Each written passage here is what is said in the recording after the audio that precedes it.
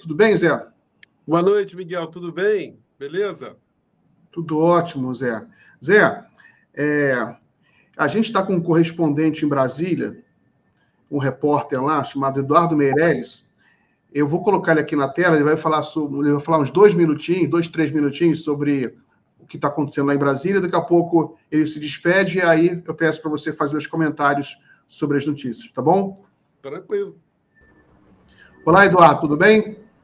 Olá, Miguel. Olá, José. Olá a todas e todos. Quais são as novidades?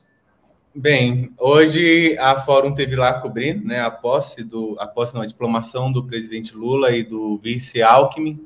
Uma curiosidade foi que o Arthur Lira foi um dos primeiros a chegar lá no TSE.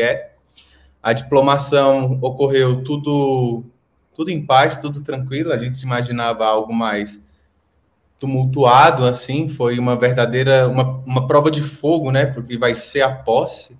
A gente esperava presença ostensiva de bolsonaristas ou algum tipo de tratamento mais agressivo por parte do corpo policial que estava lá fazendo segurança, mas não houve nenhum registro de ocorrência. Em algum momento apareceu um lunático com cartaz dizendo que o Alckmin estava com chips implantados por extraterrestres e integrantes da Umbanda que tinham feito lavagem cerebral na cabeça dele, e aí ele foi cuidadosamente retirado pela polícia militar e realocado lá no espaço, né? Isso, o pessoal da direita recebendo tratamento. Ocorreu tudo bem, na sequência eles se dirigiram à casa do advogado Cacai, foi o comboio presidencial e toda a cúpula que estava presente no evento também foi para a casa do Cacai para esse evento de comemoração da diplomação. Seguiu para lá todos que estavam presentes, a Carol Proner, alguns senadores, outros tomaram outro rumo, mas a maioria foi para a casa do Cacai, que fica no Lago Sul, ali na QL 27, ao lado da ponte JK. Alguns jornalistas seguiram e descobriram que o Lula havia ido para lá.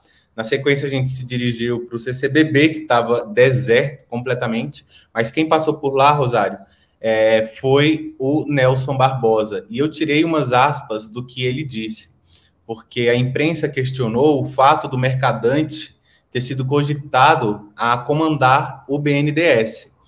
Quando começou a circular na imprensa que o Mercadante poderia ser um desses cotados para assumir o Banco de Desenvolvimento ou a própria Petrobras, os papéis da Petrobras recuaram 3,9% e o Bovespa fechou em queda de 2,4%.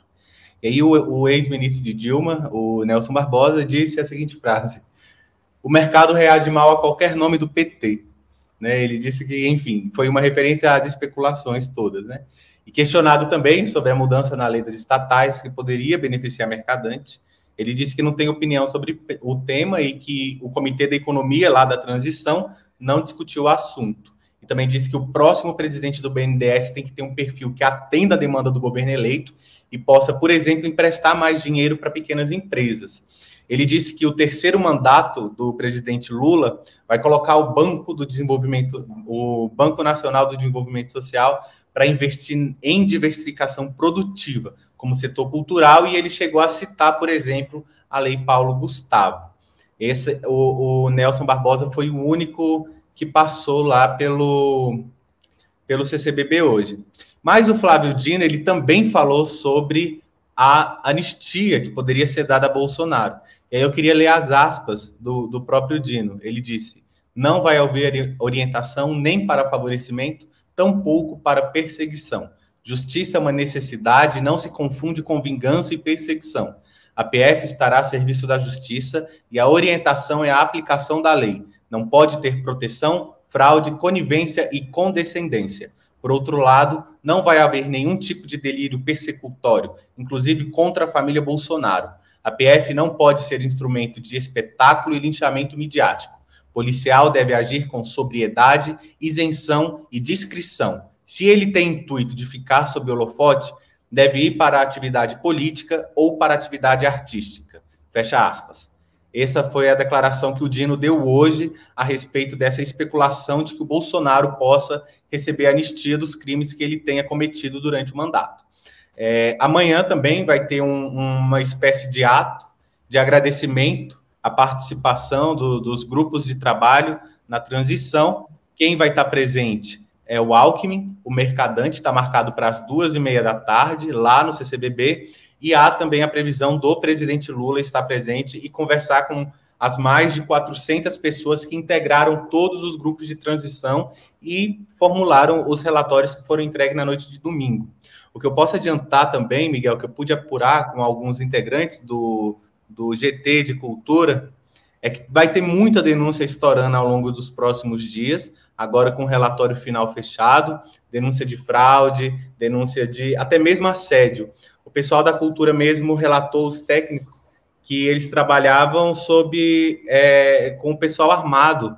O Mário Frias, os indicados, os comissionados do Mário Frias, ia trabalhar armado dentro do Ministério, dentro das secretarias, a própria Palmares. Então, essa é uma coisa que a Fórum conseguiu antecipar já, que vai vir à tona já nos próximos dias essa história. Maravilha, Edu, maravilha. Muito obrigado pela sua contribuição. Vou ficar aqui agora com o professor Zé para a gente conversar e a gente se vê amanhã. Beleza? Obrigado, Miguel. Obrigado, José. Até amanhã. Tchau. Zé, hoje foi a diplomação do Lula. Você conseguiu assistir alguma coisa? Rapaz, você está me escutando direitinho? Está tudo bom aí do som? Estou escutando bem. O som está bom. Eu acabei de sair do portal do José e vim para cá com vocês. E, rapaz, foi um negócio inusitado, porque eu tinha dentista hoje para fazer Eu pensei que ia fazer uma limpeza, aquelas limpezinhas que a gente faz, né? Chegou lá, rapaz, estava programado um canal que eu não estava prevendo. E aí tomei uma anestesia, fiquei fora de esquadro, né? Aí fiz um papo agora, ainda estou um pouco desalinhado, mas amanhã... E aí eu tô, então, quer dizer, estou rindo de lado, não é porque eu estou com sarcasmo, não. Apesar de ter um sarcasmo também para a gente usar hoje, né? Mas é para aprender essa lição. Nunca marque um dentista quando você tiver um papo no YouTube. Você pode ficar desalinhado. Mas aí eu fiquei assistindo ali, entre uma agulhada e outra. Você vê que coisa incrível, o Miguel. O que seria um ato absolutamente protocolar, né? De entrega de diploma, porque é disso que se trata, né? A diplomação, as pessoas queriam entender o componente, né? A qualificação jurídica que a gente dá à diplomação. A diplomação é como você concluir uma faculdade, você conclui um curso, e aí você, no transcorrer de tudo que você fez, né, ao final da história, você, como um fato que registra toda a sua trajetória, você ganha um diploma, um certificado. Então, o que aconteceu hoje? O Lula e o Alckmin, depois de terem feito o curso longo da democracia, depois de terem passado pelas diversas provas, porque a diplomação só é possível do ponto de vista jurídico depois que você tem preenchido ali alguns requisitos jurídicos também formais. Por exemplo, fundamentalmente, né, o resultado proclamado pelo Tribunal Superior Eleitoral, que você teve mais votos, portanto, você foi o vitorioso naquele pleito. Em segundo lugar, se verifica também o prazo, né, que transcorreu ali para que os adversários, os partidos interessados, impetrassem algum tipo de recurso, e esgotado o prazo, não tendo nenhum tipo de recurso, também é mais uma característica que confere o certificado, né?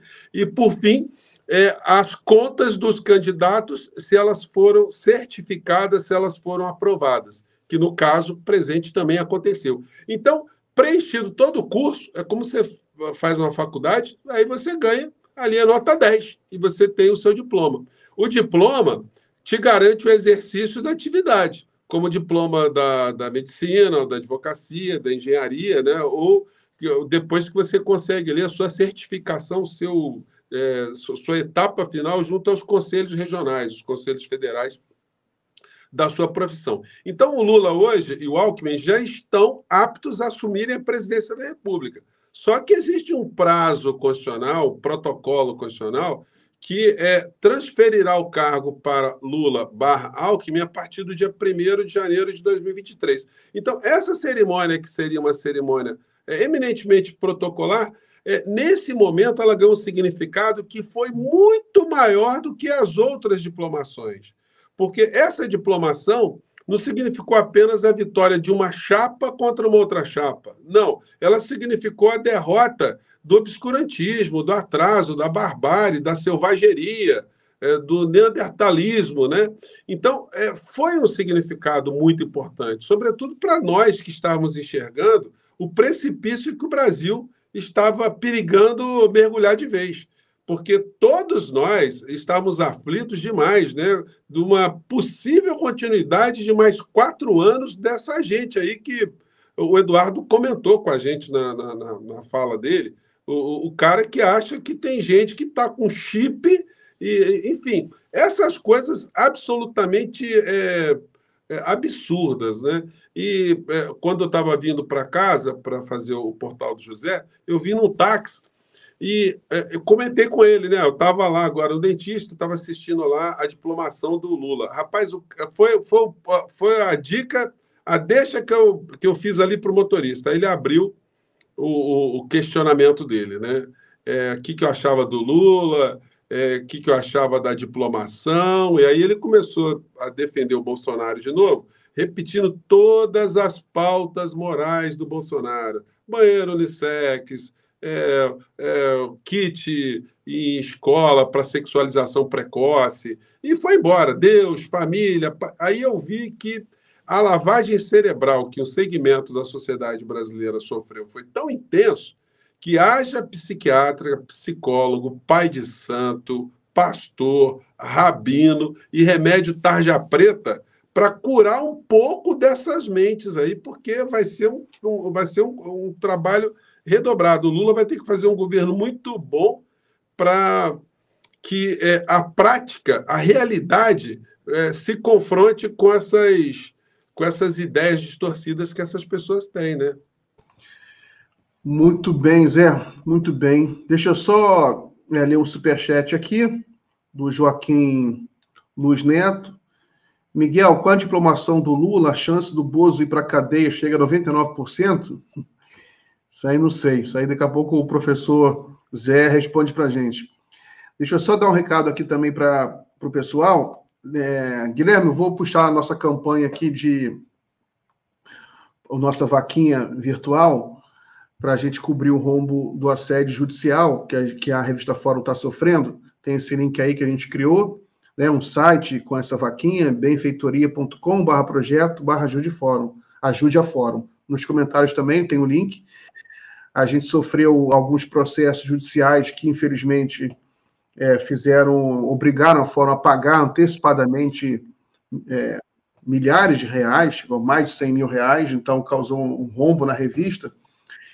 Então a gente criou essa vaquinha para cobrir esse rombo. A gente está conseguindo bastante ajuda. Daqui a pouco a gente consegue pagar tudo.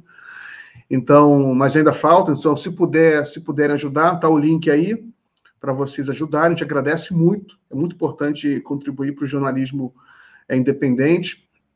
É isso aí, pessoal. Muito obrigado. Lembrando sempre que qualquer superchat, qualquer ping que vocês deixarem ajuda muita gente. Zé, outro ponto importante da diplomação do Lula hoje foi o discurso do Alexandre de Moraes. Não sei se você teve oportunidade de Vi. Eu estava anestesiado só no dente. O cérebro estava operando. Eu tive um negócio no dente, só que eu não vou nem entrar nessa história, senão vai ficar os dois se lamentando de dente aqui. Mas sabe que foi um discurso muito duro, muito bom, né? Muito bom no sentido de que ele fez um contraponto a todo o golpismo que a gente vê se desenvolver aí nesses últimos semanas, depois da eleição, e nos últimos anos também, ataques à democracia. Ironicamente, no mesmo momento, ou pouco depois do discurso do Alexandre de Moraes, o Bolsonaro está lá em frente ao Alvorada, fazendo lá um teatro junto aos bolsominions, né?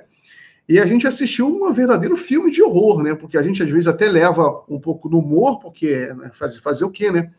Esses bolsominions diante dos quartéis e fazendo um espetáculo, e rezando e gritando SOS Forças Armadas, né? É um show de horrores. E é difícil a gente entender como a gente vai reagir, né, a isso. A gente fica um pouco às vezes, na dúvida, para onde vão esses loucos, né? Até onde eles serão capazes, do que eles serão capazes, porque é muita loucura mesmo. Até cansei de colocar vídeo aqui, eu estou separando os vídeos para colocar aqui no jornal, só que às vezes eu desisto de colocar, porque a gente tem que ter outras coisas sobre o que falar, outros assuntos importantes, não vou ficar botando vídeo de... Miguel, eu trabalhei para o Ministério Público aqui do Rio de Janeiro, que eu coordenei o programa de televisão do MP, na TV Justiça, né? E eu apresentei o programa por quase 20 anos. Então, eu tive a oportunidade de entrevistar muitos promotores de justiça, muitas personalidades. Eu entrevistei o Alexandre de Moraes 2 vezes. Ele foi do Ministério Público de São Paulo, foi o mais jovem concursado para o MP de São Paulo, e em primeiro lugar. E depois ele foi secretário de Segurança Pública do Estado de São Paulo e conviveu ali com todas as situações complexas, né, que um Estado como São Paulo tem na área de segurança. E depois, quando ele foi para o Supremo Tribunal Federal, eu tinha certeza absoluta que ele teria uma postura sempre muito firme, como quase todos os promotores e promotoras que eu conheci ao longo da minha vida. Eu não conheci nenhum que tivesse assim um medo, que fosse uma pessoa que ficasse inibida ou desencorajada com algum tipo de criminoso. Muito pelo contrário. Eles têm sempre uma percepção que eles estão defendendo a sociedade, eles têm esse empoderamento e uma consciência e um preparo técnico. Eu tenho aqui vários livros do Alexandre de Moraes. Eu, como professor de Direito Constitucional, eu sempre lecionei usando os livros dele muito antes dele ter essa eminência fora, né, do meio acadêmico. E quando ele começou a ter os primeiros confrontos com o bolsonarismo, com as coisas que estavam acontecendo ali, eu sempre dizia para as pessoas, olha, vocês não sabem aonde é que vocês estão se metendo. Quando aquela Sara Geromini, ela publicava vídeo lá dizendo que ia dar porrada no Alexandre de Moraes, eu fiz vários vídeos no Portal do José, eu falei, olha, vocês não vão intimidar o Alexandre de Moraes, não, e quando ele vier para cima, ele vai vir com tudo. E tudo que eu disse está se confirmando. Para mim, não foi nenhuma surpresa, nada. E eu sempre falei com as pessoas lá do Portal do José que ia acontecer exatamente isso. E agora é o seguinte, existem alguns personagens que muitas pessoas ainda não conseguem entender por que elas ainda não foram responsabilizadas criminalmente. O que eu posso dizer para todo mundo que está com esse tipo de preocupação, ó, esperem. O principal deles é um determinado pastor que fez um ativismo político criminoso aqui no Brasil nos últimos anos, né? E ele está sendo deixado para um segundo momento. Vou evitar de citar o nome dele, mas todo mundo já sabe quem é, porque ele é o conselheiro espiritual, material, constitucional, jurídico, comportamental do presidente da República. O momento dele vai chegar, e o momento vai ser a partir agora da posse do presidente Lula. E quando a gente tiver a substituição do senhor Augusto Aras e da senhora Lindora Araújo, da Procuradoria-Geral da República, todos os processos, todas as pendências que ficarem calacradas para proteger Bolsonaro e a sua turma nesses últimos anos, eles vão começar a ter um desentrave, eles vão começar a funcionar, eles vão começar a andar, a fila vai andar. E aí essas pessoas vão ficar com um problema muito sério, porque muitas que ameaçaram a democracia assim agiram porque achavam que tinha um exército por trás, tinha as Forças Armadas, ficava acreditando naquelas milongas do Bolsonaro, que ele é o chefe, comandante em chefe das Forças Armadas, e que ele tinha o poder da caneta, e os discursos que ele fazia, né? Os discursos de incentivo ao milicianato tupiniquim, de fazer com que as pessoas tivessem medo, não só de alguma situação visível, mas de situações invisíveis. E aí, quando a gente tem aquele assassinato lá no Paraná, do Marcelo Arruda, isso ficou mais evidenciado para muitas pessoas que nós não estávamos lidando com seres humanos normais. Nós não estávamos lidando com pessoas que estavam com respeito à Constituição, respeito à lei. Mas a hora dessa turma toda vai começar a chegar lentamente. O que a gente tem que ter agora é só paciência e serenidade. Eu vi aqui na abertura do nosso papo aqui uma fala do Flávio Dino, que o governo não vai fazer nenhum tipo de perseguição, a estrutura do Estado não vai fazer nenhum tipo de perseguição, e nem precisa fazer perseguição. É só fazer um troço chamado justiça. Se fizer um trocinho chamado justiça, a justiça vai alcançar essas figuras todas. Elas vão prestar contas com a sociedade brasileira, prestar contas com o direito. E isso tem que ser feito de forma exemplar mesmo, como disse o Alexandre de Moraes no discurso dele, para inibir essas práticas criminosas, essa gente que simplesmente infernizou o nosso país, a nossa sanidade física e mental. E eu gosto sempre de salientar, dentro de um propósito, dentro de um projeto, porque esse trabalho que eles tiveram, né, em deixar a sociedade totalmente fraturada, estressada, serviu a grandes interesses econômicos do nosso país, porque nós ficamos 4 anos sem discutir o Brasil, sem discutir as entregas, as pilantragens, as negociatas que estavam sendo feitas em plena luz do dia, porque a gente estava preocupado com o discurso dessa gente, das pautas morais, as loucuras de Bolsonaro, os ataques à ciência, os ataques à realidade, à nossa sanidade. Agora não. A partir do dia 1º de janeiro, nós vamos poder discutir política, inclusive a gente vai poder discutir as nossas diferenças dentro do campo democrático. O que a gente entende que será melhor para o BNDES, o que será melhor para a Petrobras, qual tipo de política energética que o Brasil tem que ter, os compromissos que o Lula tem que assumir, que tem que colocar em prática, né, que ele assumiu durante a campanha eleitoral. Então, a gente passa a discutir um outro Brasil. E aí vai caber uma análise também muito interessante sobre qual será o papel do Bolsonaro e do bolsonarismo nessa nova realidade. Porque eles defenderam durante esses anos todos apenas um apego a pautas morais. Defender Deus, como se Deus precisasse de defesa, né? Defender a família, defender a liberdade, né? Ser contra a ideologia de gênero, defender a família. Ora, essas questões todas não serão objeto do governo Lula, de preocupação ou de ações revolucionárias, de costumes. Então, essa gente vai ficar sem discurso, eles vão ficar tendo que prestar atenção agora em questões de ordem prática. Você consegue imaginar o Bolsonaro, por exemplo, fazendo algum reparo à política econômica do futuro governo do PT? Ele vai criticar o Haddad? Como que ele vai criticar o Haddad? Ele não conhece nada, então ele vai ter como? Vai ter o Paulo Guedes, ele vai ter o Posto Ipiranga do lado dele para criticar o governo Lula. Então, esse pessoal vai ficar muito perdido.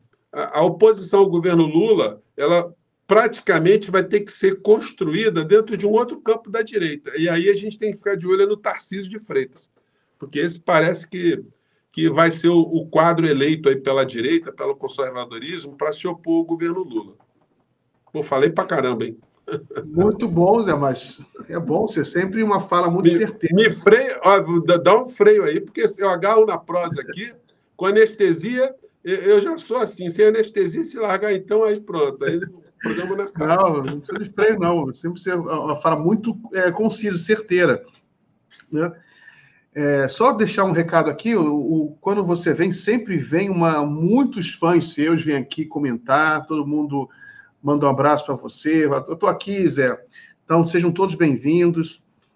Eu que agradeço. Eu estava agora lá no nosso chat, antes de vir para cá, e é muito legal, Miguel. É um privilégio, rapaz. A gente que gosta de conversar com as pessoas. Você me conheceu lá no bar, você frequentou o Lapa Café, a gente chegou a bater uns papos lá. E era uma atividade que era um centro de bateção de papo, né? E uma hora por outra ali, eu ainda cuidava da administração, mas era para mim um grande prazer. Eu gosto de conversar com as pessoas. Daí eu crio esse espaço na internet, né, no YouTube, o portal do José, e aí eu me sinto conversando com as pessoas. Uma pessoa com tantos canais que existem no mundo, né? Uma pessoa chegar a esbarrar com o nosso espacinho aqui, se inscrever, Pô, isso é muito legal, cara. Isso é muito bacana. Isso é como uma pessoa está entrando no meu bar. Está entrando no meu bar, sentando na mesa para tomar um café comigo, né? Então, é muito legal essa oportunidade que eu estou tendo de conviver com as pessoas e de fazer outras conexões, como eu faço com você, faço com outras pessoas. A gente vai se conectando e a gente vai fazendo um grande muro de contenção da insanidade, né? Porque você imagina, Miguel, se não fosse eu, você, outras tantas pessoas e os nossos inscritos, as pessoas que estão conosco, a gente estava pirado com essa gente. A gente estava governado pela insanidade, por essa gente que vai dar passeio em disco voador e volta pior para a Terra, né?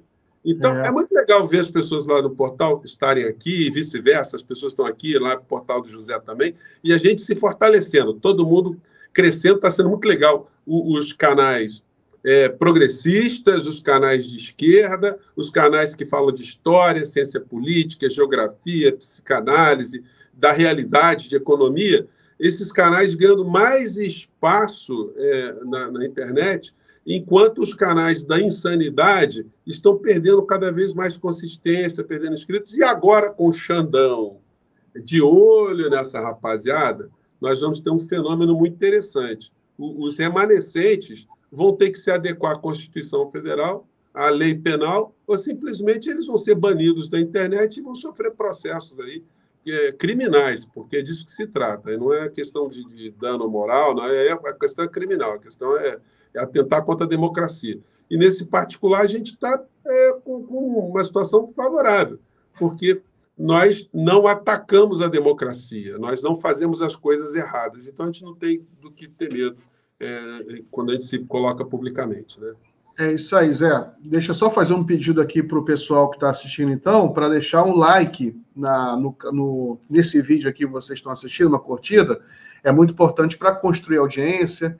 A gente está com uma audiência assim, está com uma audiência muito boa, só que geralmente cresce umas 4 vezes depois que termina a live. Então, cada like que você deixa ajuda o YouTube ajuda o algoritmo do YouTube a entender a importância do vídeo. Então, se você puder deixar um like aí, uma curtida, não custa nada, ajuda muito a gente manter a audiência alta.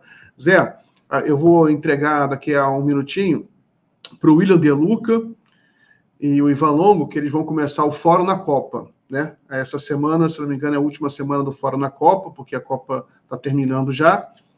Então, vou dar um minutinho aí para você se despedir. Aliás, uma pergunta também, o seu bar você reabriu, não, né? Rapaz, eu tinha feito uma promessa que quando tivesse Bolsonaro e Guedes no poder, eu não ia reabrir nem a pau. Mas acontece o seguinte, mesmo agora eles saindo da estrutura aí, a economia do Brasil não permite que numa cidade como o Rio de Janeiro, na Lapa, que ficou muito esvaziada, a gente tente reabrir. Eu, para fechar, cara, eu gastei uma grana preta ali para indenizar todo mundo, e depois você passa por isso e fala, cara, começar tudo de novo num Brasil que está com a economia real, está com a economia muito ruim. Então, eu prefiro deixar lá o Lapa Café ainda hibernando um tempo, está todo equipado, está com seguro, está com gente cuidando lá, para, se eu tiver coragem de novo, aparecer alguém a fim de abrir, a gente reabrir. Mas é um desafio muito grande. Ser empreendedor nessa área de alimento, bebida, no mundo inteiro é complicado. No mundo inteiro. No Brasil é mais complicado. No estado do Rio de Janeiro é mais complicado ainda. Na cidade do Rio de Janeiro é mais complicado. E na Lapa, então, amigo, aí pronto. Aí você tem que ser um cara muito espiritualizado. Mas, se Deus quiser, agora com o Lula, a economia vai melhorar muito e a gente vai ter a oportunidade de você reabrir o seu bar, que era muito bom, era um bar com cervejas especiais. Eu que sou apreciador de cervejas diferentes, né? Que a gente tem um Vaca Atolada ali perto. Isso, na festa, aquele samba. Né? Aí, quando a gente quer um lugar um pouco mais calmo, com uma cerveja de qualidade, ia para o seu bar, era um lugar muito importante. Zé, eu vou ter que terminar a live agora, já está na hora. Que pena, rapaz, eu queria engatar aqui no papo para falar de Copa do Mundo, só para meter o cacete nesses jogadores do Brasil que dão entrevista depois com brincos de diamante na orelha para tudo quanto é lado. Negócio que não pega bem, não, né? Mas fica para outro dia aí, a gente bater um papo sobre isso. Eu vou indicar você para o William, que ele te chama aí para o Fórum da Copa, viu? E aí você vem falar de futebol, tá bom? Tá bom. Um abração, obrigado, viu, pelo convite mais uma vez aí. Agora é aguardar a posse e sair atirando as flechas, porque enquanto tiver bambu, tem flecha, né? É isso aí, Zé. Um grande abraço, até a próxima. Um abraço. Tchau, tchau.